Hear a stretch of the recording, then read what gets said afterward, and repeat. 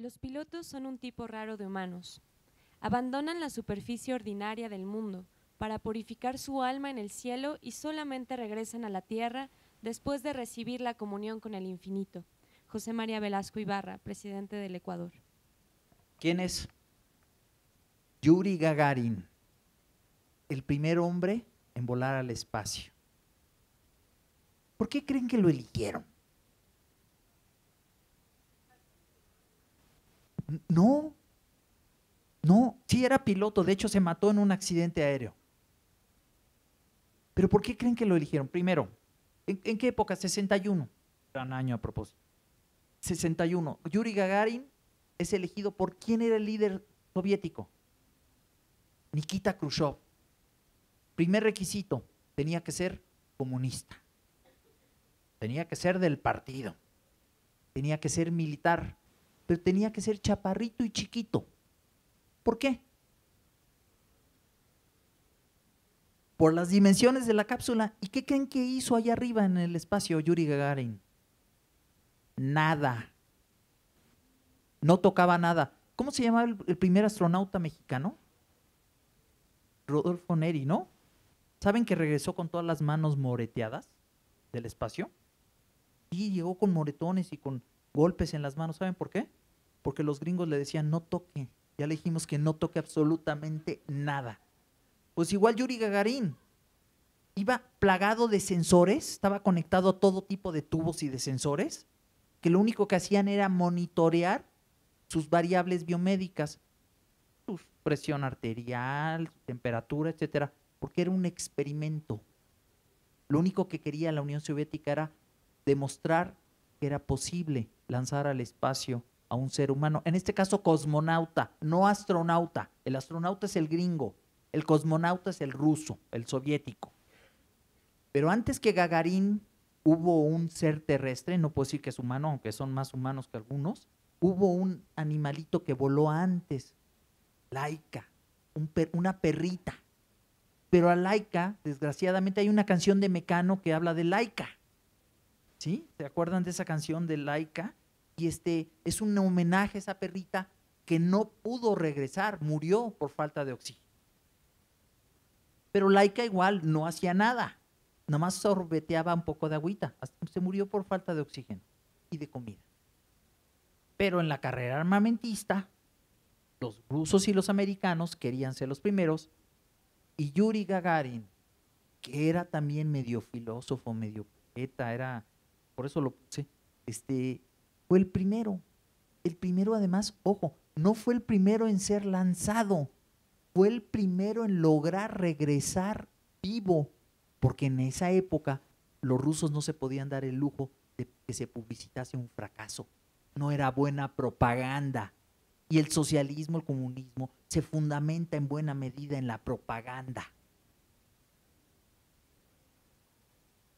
La literatura espacial no hay mucha, por eso no voy a hablar realmente de literatura del espacio. Vamos a hablar de literatura de aeronáutica. Ali, ¿cuál es la diferencia entre aviación y aeronáutica? ¿Cuál es la diferencia entre el arte de la aeronáutica y la actividad de la aviación?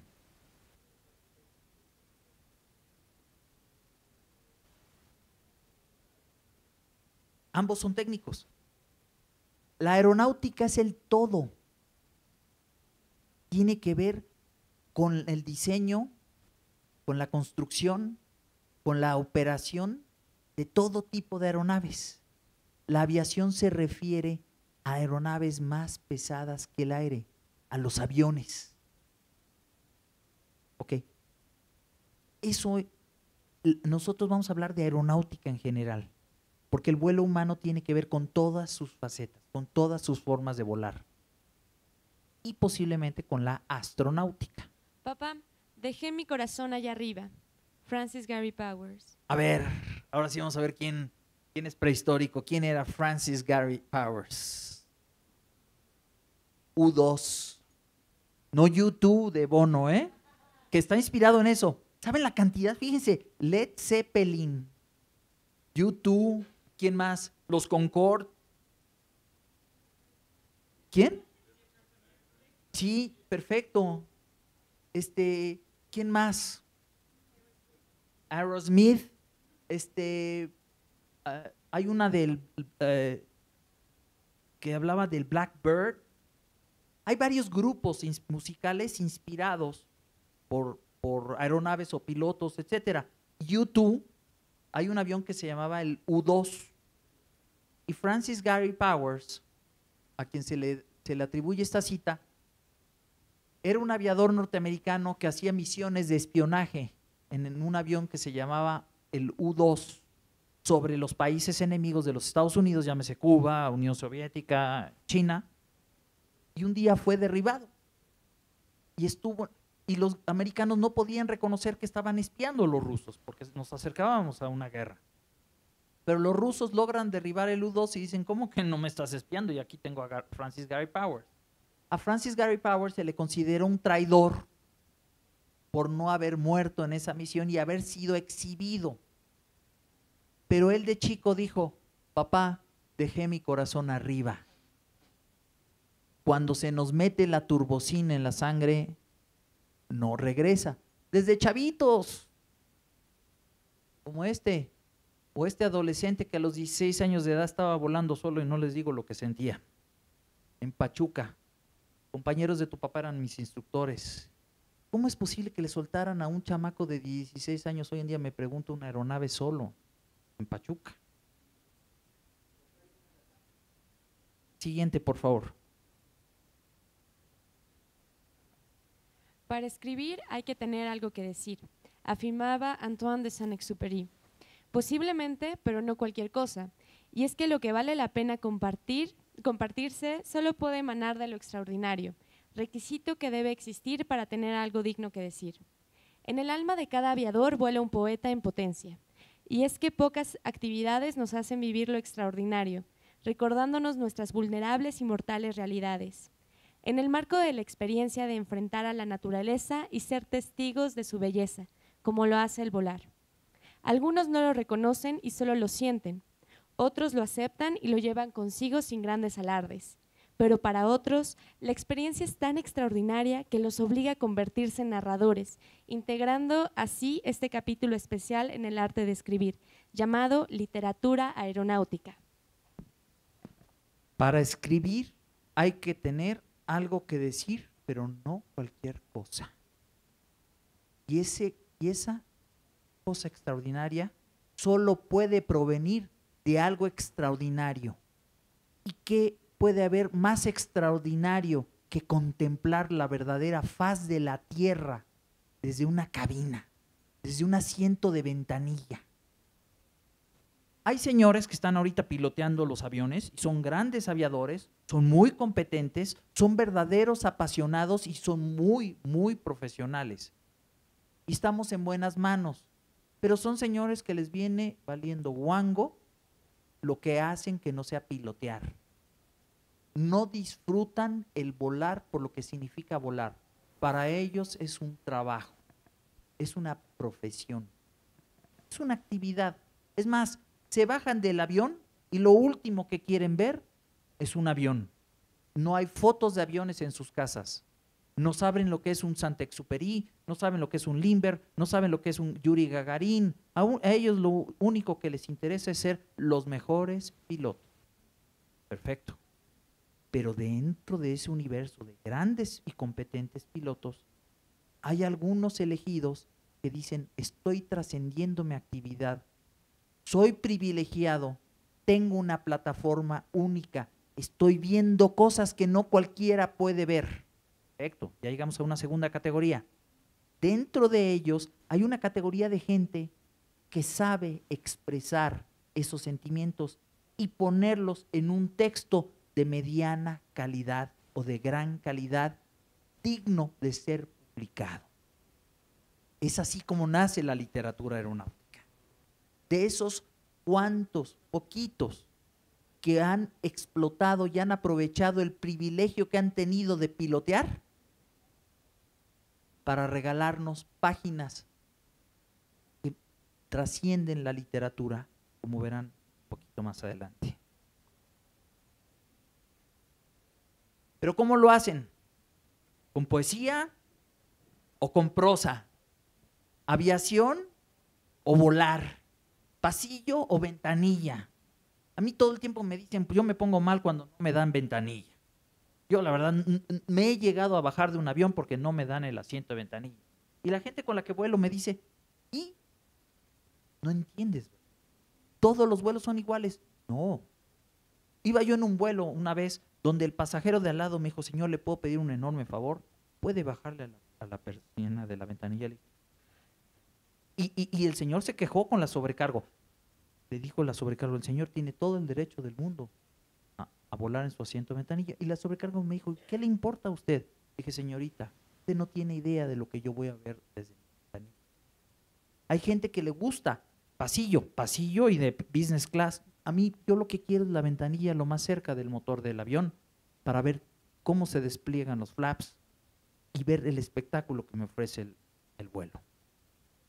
Esos somos las gentes del aire.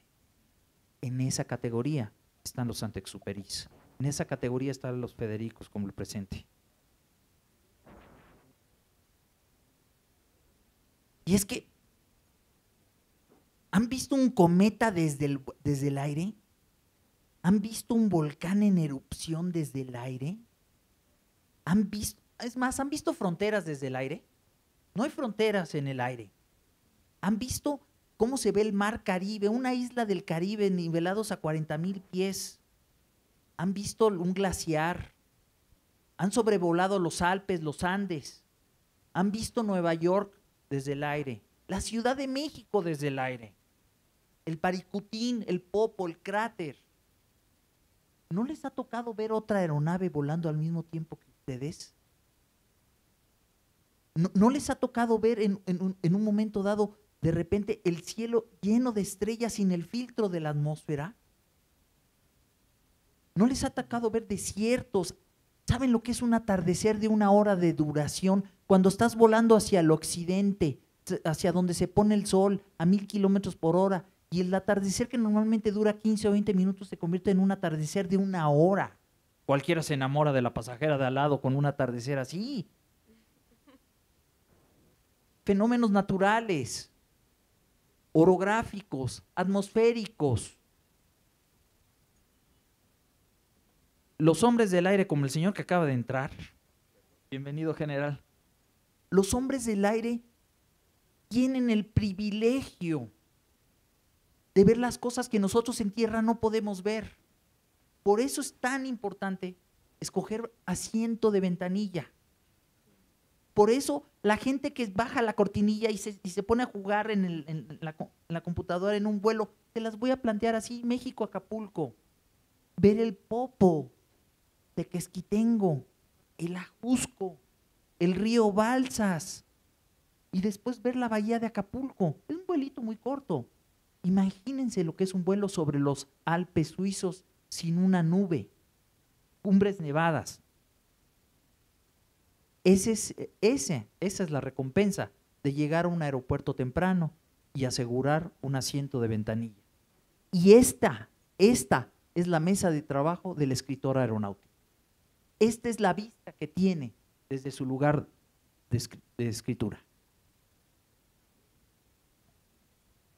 El espíritu del vuelo no yace en el avión, sino en el aviador, lo que emanan los actos para conducir su aeronave y las palabras que reflejan la experiencia.